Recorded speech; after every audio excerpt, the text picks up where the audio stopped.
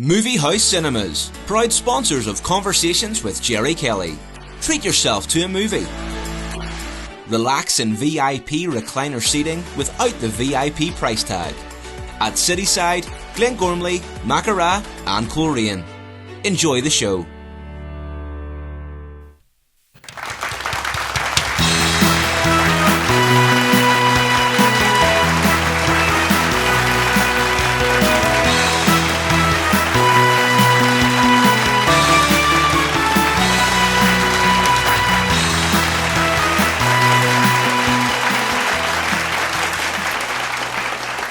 Hello and welcome to Conversations with me, Gerry Kelly. My guest tonight is a local man who has been described as the most powerful man in Hollywood. Now, I'm talking about Hollywood, USA, not Hollywood, County Down, although he does come from there.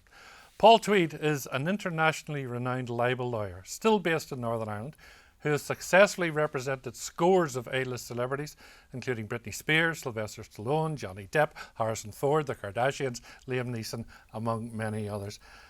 Paul, that is some CV, I tell you. This is as good as it gets, Gerry. Can we stop the interview now? It can only go downhill from here on in. I wonder, when you were training as a lawyer in Belfast in the 70s and 80s, could you ever have thought that you would be leading this jet-set lifestyle that you're leading today? Certainly did not. In fact, I didn't believe that I would still be a lawyer today, never mind doing the type of work I've been doing. I mean, when I started off, I was like many people at school. I didn't really know what I wanted to do, and more importantly, I didn't know what capacity I would have to do anything. But my mother had been a legal secretary before she got married, and that was sort of the only clue for a career, if you like. My father was in the bank, and I didn't want to do that. So she sort of gave me an ultimatum when I was my last year at school. Look, if you can't come up with anything, you're going to apply to do law. And it's a bit of a long shot, so I couldn't come up with any ideas at all. So I started to apply, as you did back in those days. You're allowed to think 5 applications under UCA, right, and any number outside UCA. I applied to Queen's and a number of other universities in the UK. The other universities were far too quick at coming back saying no, which was a bit unnerving.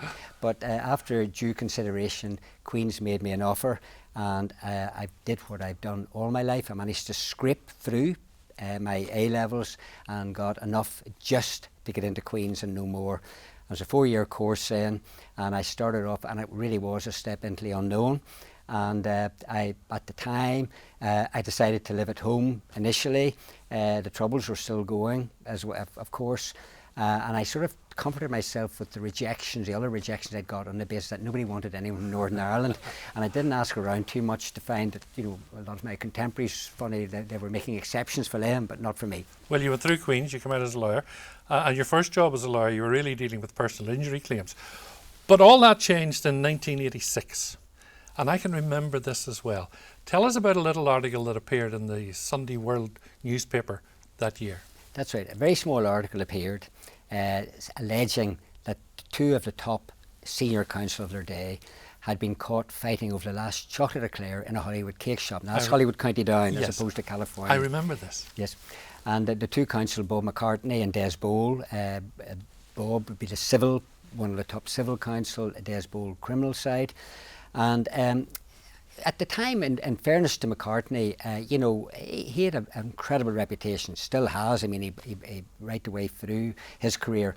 But these guys, the top lawyers, have to, you know, they have to have a reputation that it's formidable, and, you know, people have a degree of fear and certainly a lot of respect. And this was subjected both of them to ridicule in the short term. It was a silly story. It's a silly story. It was made up by, we learned afterwards, just a disaffected lawyer who just thought he would just do it just to get a few laughs.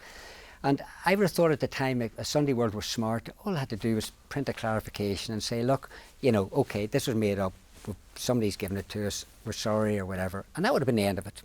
But instead they decided to adopt a sort of what I would call an aggressive stance, and were basically provoked McCartney in particular. And so we put them on notice.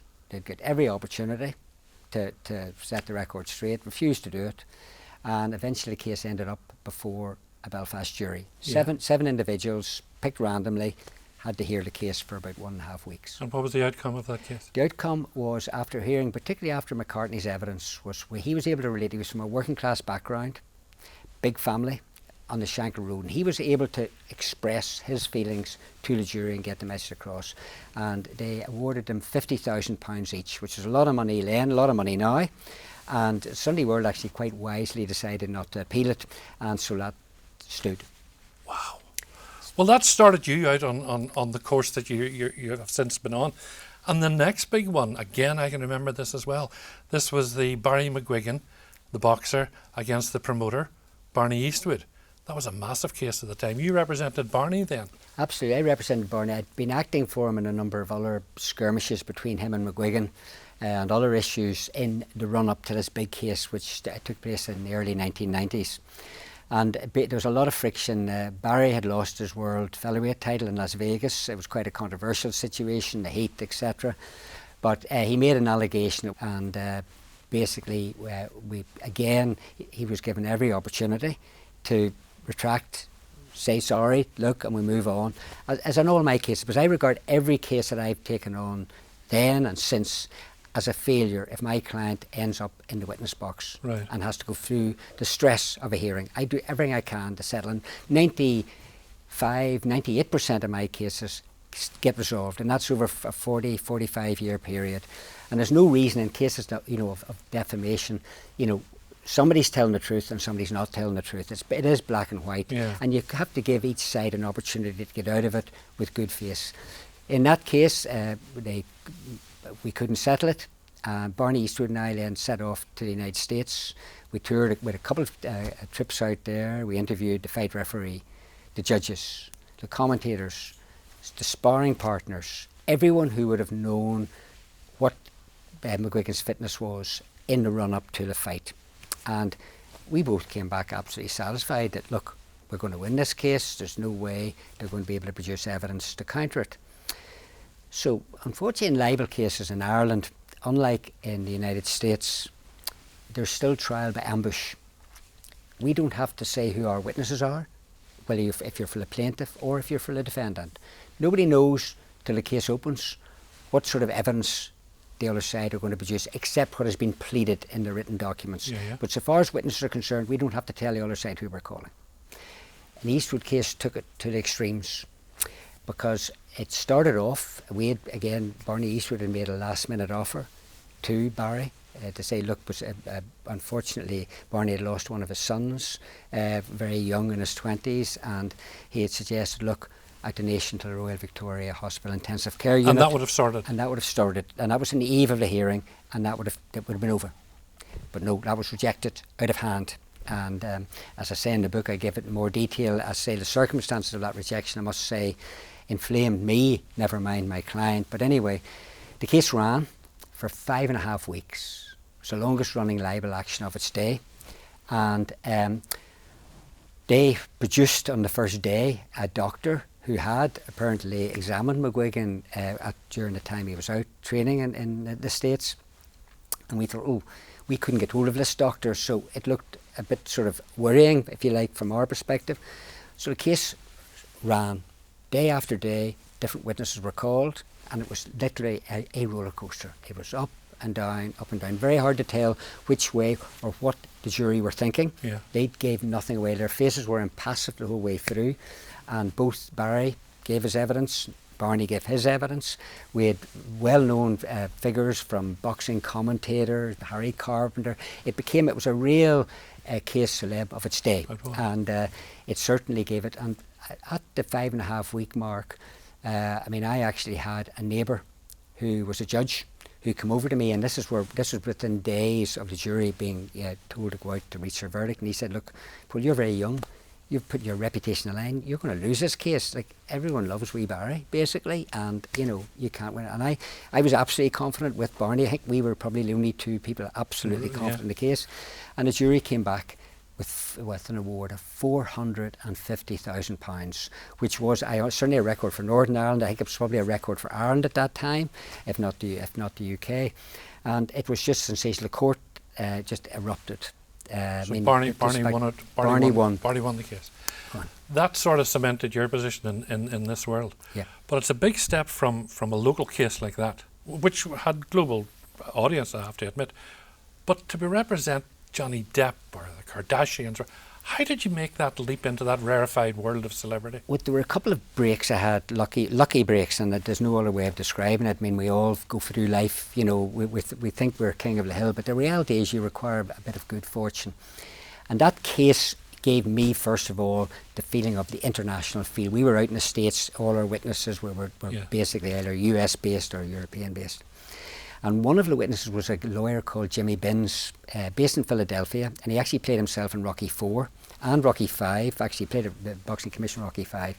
He'd acted for people like Kevin Costner and different people, and he was libelled by one of the Irish papers, and he came to me and we got that sorted for him. And that I started to think, although he didn't bring any of his clients to me, I'd started to think, right, there's an opportunity here. Then Liam Neeson was badly libelled by both English and Irish papers, and I did a case for him against one of the local papers, which again didn't run the full distance, but there were a lot of interlocutory, that was interhearing matters, and the case, we won that for Liam, and he donated all his damages to the Leoma Fund at the time. Then we started to get clients with either Hollywood A-listers with an Irish connection, people in the music business, high level, with an Irish connection. Britney Spears had no Irish connection. Yeah. No, he didn't, but he was Jimmy Binns' client, don't forget, not mine. So whenever we had what you would call the cores, we had various people, whether it was Van Morrison, people with an Irish connection in the worlds of music, sport and music. But my big break came in 2006, and this was fate. And Britney Spears came to us through an attorney in LA that I'd done quite a bit of work with. And she had been hammered by the National Enquirer persistently at this stage, and she was struggling emotionally, I think, and mentally at the time. But anyway, the allegation was her marriage had broken down, and she believed it was absolutely rock solid to Kevin Federline, regardless of what happened subsequently in subsequent months. But anyway, the National Enquirer made one big mistake in their whole existence. First of all, they never apologised for over 70 years up to this point. Never apologised to anyone. Because I subsequently acted for the editor, so I got all this sort of background information later. But they opened a European edition, just a matter of a couple of months before this stuff was written about Britney. So I sued them here, and we took action against them. And we didn't have to go too far because we realised, whoops, we have subjected ourselves to Irish and European defamation, privacy and data protection laws. So we got a negotiated settlement which included a major apology. And I thought, right, apology in Belfast or Dublin's not much use to Britney in LA, so I just sort of thought, right, it came up through the internet, so I'm going to put it back down the internet the way it came. And I did it. I watched, and this sounds like I sound like a real grandfather telling this story now, you know, given what people have seen in the intervening period. But this is 2006. No social media, none of that had taken hold. And I watched, in about 7 seconds, the apology going from Ireland, across Europe, Far East, Australia, and back into LA where I wanted it. And that was the start. The Hollywood A-listers started to come in like triffids. We got them from every aspect. People saw what we could do, and a lot of my colleagues in the same business in London they twigged onto this, and all of a sudden this became more of a, when I say cottage industry, it was more of a mansion industry. Absolutely. By the time we finished. Let's talk money. When you represent someone like Britney Spears or Johnny Depp or whatever, do you get a profit, a percentage of what you get for them, or are you on a set fee?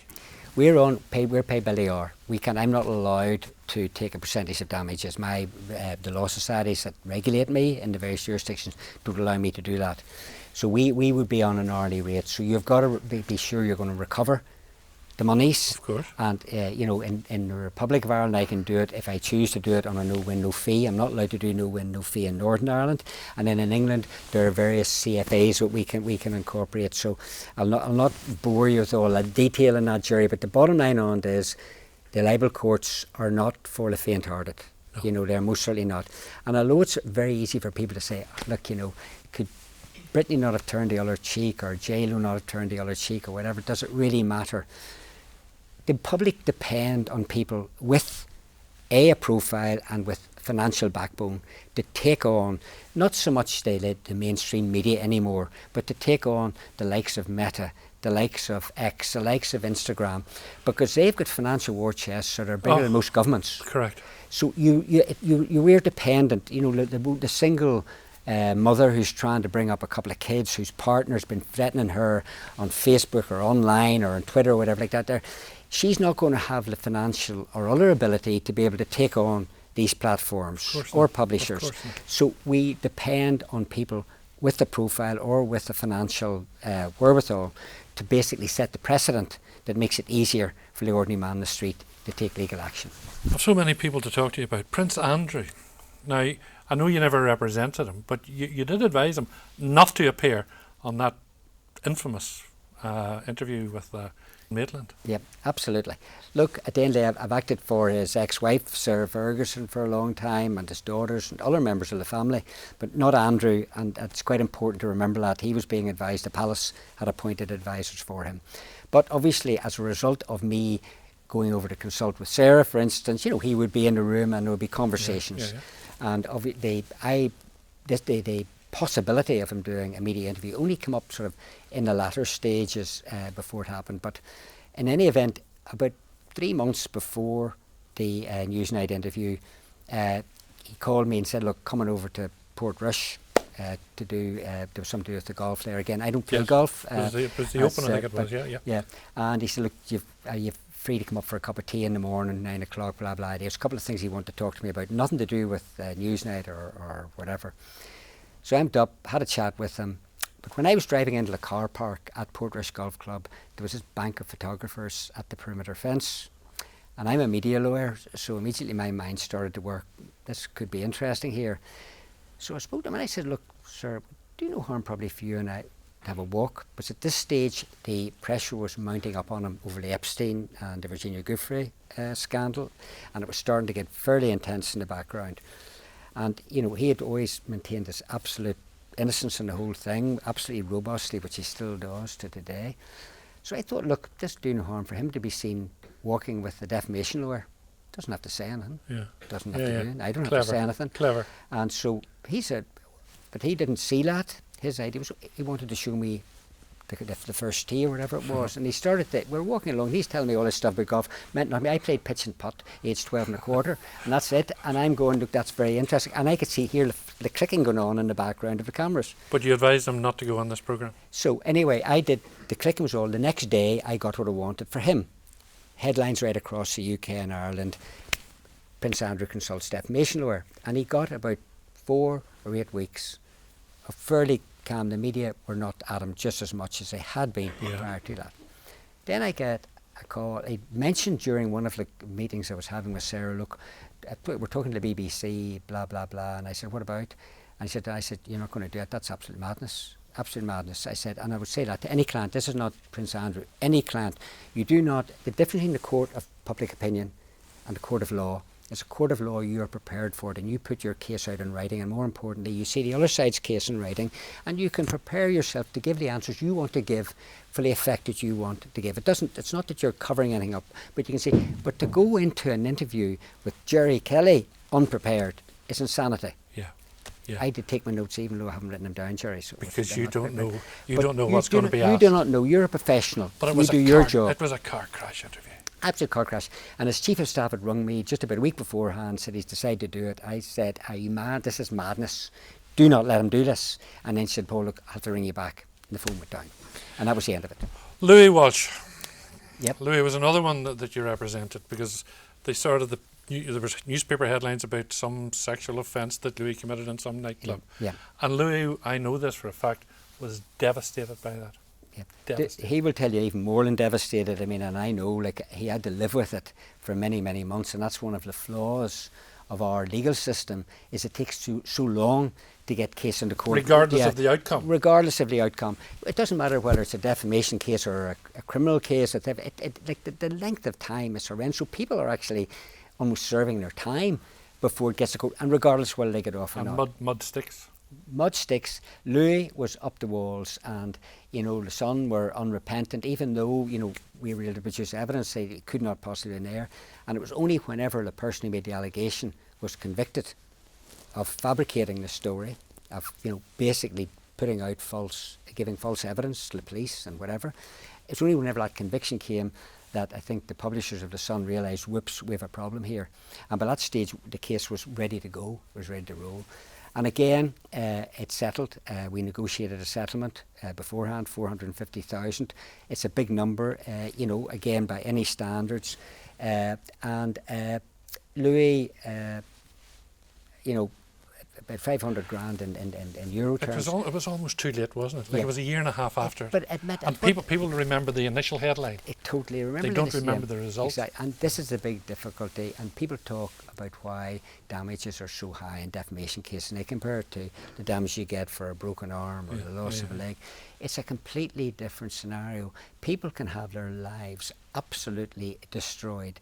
There's threat of suicide. There's all sorts of factors. I've seen it all over the years, and different people. A lot of people who you think are robust, are the people that just cannot cope, are breaking quite up, vulnerable. Yes, okay. And it's very, very difficult to distinguish. Louis, like, lovely man. I would not hear a bad word said about him. Very stoical in one sense, but this was like he's never recovered. He hasn't recovered from it. No, hasn't. Quickly, Arlene Foster. You represented Arlene over the accusation from that television doctor guy. Absolutely. Again, Christmas Eve always happens to me. So it's the most inconvenient times these things appear. So it's just a day or so before Christmas, and this guy is tweeted to his 300,000 followers a totally false allegation about Arlene, and we were left with this predicament. We no email address for him, and we couldn't get a direct Twitter address for him. But he was sitting there goading, basically. And so on Christmas Eve, I spoke to Arlene. I said, look, you have a simple choice here. We can I can go do a public tweet warning him that he takes this down, retracts. The world will see, and it will gain, and you run the risk of the Barbara Streisand effect. Yes. And the Barbara Streisand effect, is whereby she tried to stop photographs of her house, and in the very fact of her trying to stop more publicity. More publicity. And Arlene was in the same position. But we did, in fairness to her, she crazy did it, and the good doctor on Christmas Day did LOL, laugh out loud, big mistake, provoked me. And so we had to go after him. It took quite a bit of a battle. We had to get it into court. It was ultimately the court in Belfast, judge sitting alone, not a jury, so the jury can't be blamed for the size of the award. The judge got it absolutely right. Absolutely spot on, because myself and my counsel, we had written down what we thought the case, what he would give, what he would award, and we all come up with 125,000 for the tweet. But it was a record award of damages for a tweet at that time. It's fascinating talking to you. We could go on and on talking about it, but I know with the introduction of AI and keyboard warriors, that's a whole new minefield, isn't it, that you're going to have to face in the future? I just and wish, it's here at the moment. Exactly. I just wish I was 20 years younger. This is just, to me, is just, a whole new area of law is going to be created, particularly with generative AI. And the big problem I have with the platforms, they would say, we're not publishers. We're not responsible. They can call Gerry Kelly a thief. Well, that's not our fault. We didn't say that. That was somebody posted that on Facebook, and then it gets legs because of your reputation. It all starts to go on. But it's not their fault. They say we're not responsible. But it happened with Nolan. We've only seconds left with Stephen Nolan. Totally. Somebody had written something about Nolan, and Nolan got a big payout too for it. Totally. But you got the fella who was sitting at home. We got him at the end. We got him nailed, and he had to pay. It was a very, very expensive 6-figure lesson for him. But we did that. But the difficulty you have is this would not have happened before the platforms came into existence. Yes. And now with generative AI, the one big chink of light we've got. In the United States, Section 230 of the Communications Decency Act allegedly gives them total protection because they do not create content. In Europe, the E-Com Directive, which we've all been subject to, they claim that it protects them, but they're not creating content. They are merely a technical facilitator. Generative AI creates new content. So this is going to be the big legal test that we are going into in 20. I always say, George Orwell, when he wrote 1984, he was 40 years too soon, because Big Brother is big tech in 2024. Paul, fascinating talking to you. Thank you so much for being my guest today. From Hollywood to Hollywood is the book, and it is absolutely fascinating. Paul, thanks a million. Thanks, Gerry.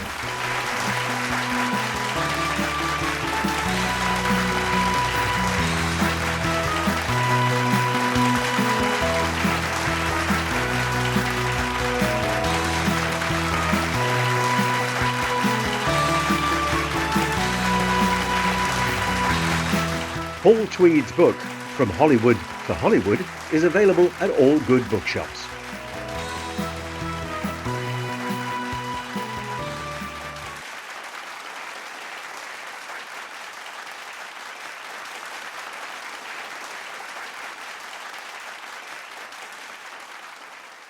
Heading to the North Coast, the Jet Centre in Coleraine offers entertainment for everyone. There's an 8-screen movie house cinema with all the best movies, 10-pin bowling, a massive arcade, soft play for the wee ones. Outdoors, there's a mini fun park and gem mining, plus an 18-hole floodlit mini golf course. Rain or shine, there's something for everyone here at the Jet Centre. Find out more at thejetcentre.co.uk.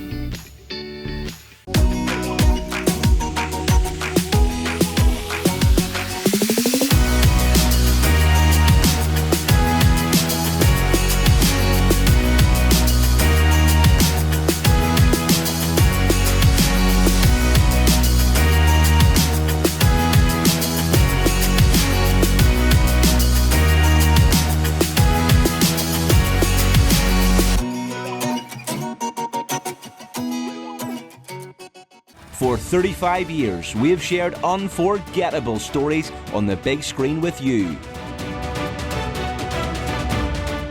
From first dates to family nights, from blockbusters to indie gems, you've been with us every step of the way. The past was magic. The future, even brighter. Thanks for being part of our story. See you at the movies.